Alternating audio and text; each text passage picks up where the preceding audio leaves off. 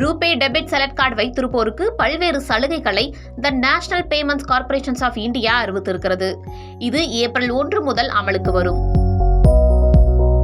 RuPay debit select card என்பது உடற்பயிற்சி, பயணம் மற்றும் பொழுதுபோக்கு உள்ளிட்ட நவீன வாழ்க்கை முறை தேவைகளை பூர்த்தி செய்வதற்காக அறிமுகப்படுத்தப்பட்டது. ரூபே டெபிட் செலக்ட் கார்டு வைத்திருப்பவர்களுக்கான சலுகைகள் என்னென்ன, எங்கெங்கெல்லாம் இதை பயன்படுத்தலாம் என்பது குறித்து பார்க்கலாம்.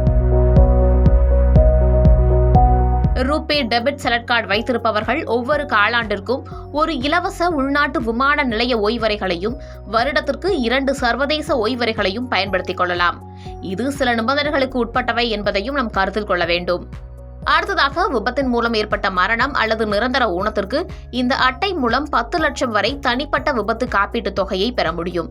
இருப்பினும் தகுதி பெற கார்டுதாரர்கள் விபத்துக்கு முன்னதாக 30 நாட்களுக்குள் குறைந்தபட்சம் ஒரு ரூபே பரிவர்த்தனையாவது மேற்கொண்டிருக்க வேண்டும். மூன்றாவதாக, ஒரு காலாண்டிற்கு ஒரு இலவச ஜிம் உறுப்பினர் தகுதியை பெற முடியும். அந்த வகையில் 90 நாட்கள் வீட்டு உடற்பயிற்சி அல்லது 30 நாட்கள் ஆஃப்லைன் உடற்பயிற்சிகளுக்கான சலுகைகள் கிடைக்கும். அட்டைதாரர்கள் ஒரு காலாண்டிற்கு ஒரு இலவச மருத்துவ பரிசோதனை தொகுப்பை பெறலாம். அடுத்ததாக, கோல்ஃப் பிரியர்களாக இருந்தால் ஒரு இலவச கோல்ஃப் பயிற்சி அல்லது ஒவ்வொரு காலாண்டிற்கும் ஒரு சுற்று விளையாடும் வாய்ப்பையும் பெறலாம்.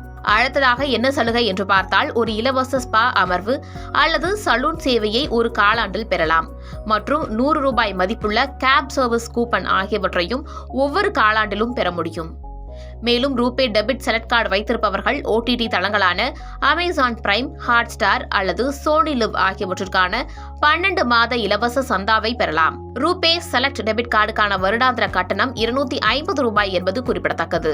இது ஆக்டிவாக உள்ள கார்டுகளை கணக்கெடுத்து ஒவ்வொரு காலாண்டிற்கும் வங்கிகளால் வசூலிக்கப்படும். மேலே குறிப்பிட்ட சலுகைகள் அனைத்தும் ரூபே செலக்ட் டெபிட் கார்டு வைத்திருப்பவர்களுக்கு பொருந்தும்.